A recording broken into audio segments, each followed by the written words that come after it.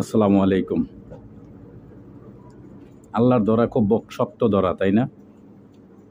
দেখেন, এই পৃথিবীর মধ্যে আল্লাহ পাক অনেক শক্তিশালী শাসক পাঠিয়েছেন। শক্তিশালী শাসক ছিল, তাদেরকে আল্লাহ ধ্বংস করে দিছে।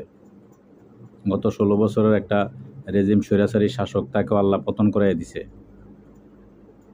ভারতের মোদী সরকার দীর্ঘদিন যাবৎ বাংলাদেশের শোষণ, বাংলাদেশের সাথে বিভিন্ন রকমের ঠাট্টা মর্যাদা মস্কারা, বিভিন্ন রকমের এমন কোনো জুলুম নাই যে ভারতও আমাদের সাথে করে না।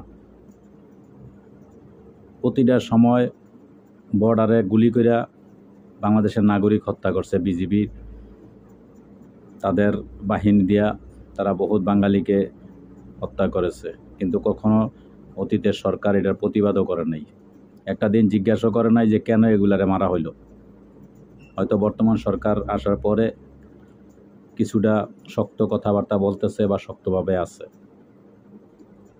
আজকে মোদী সরকার এত শক্তি দেখাইতেছ, তুমি বাংলাদেশের সাথে দেখাইলা।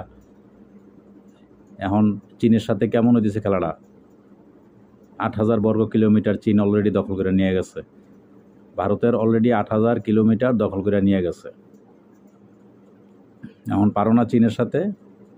খেলা দেখাই দিছে চীনে। এটা হচ্ছে আল্লাহর বড় খেলা। আল্লাহ ধরে না, ধরলে আল্লাহ কি করে না, ছাড়ে না।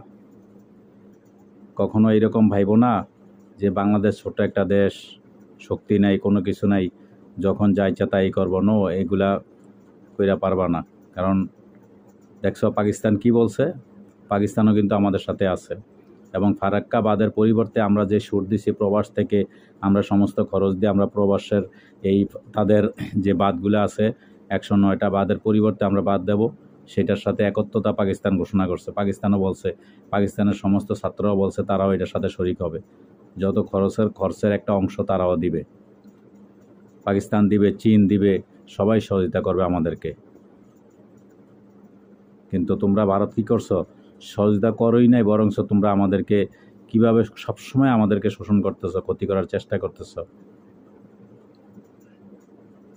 কি করলা গত কিছুদিন আগে? যে পানি ছেড়ে বাংলাদেশকে ডুবিয়ে দিলা, 13টা ডিস্ট্রিক্ট তলিয়ে গেল পানির তলে।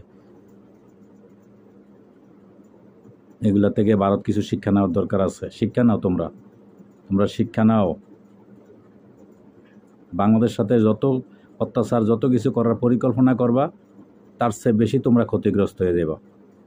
7 সিস্টার চালু হয়ে গেছে। 7 সিস্টারের 80% অলরেডি চায়না দখল করে নিয়ে গেছে। এখন কি করবা? এখন বৈশা আঙুল চৌ। তো ভালো থাকবা। আল্লাহ হাফেজ।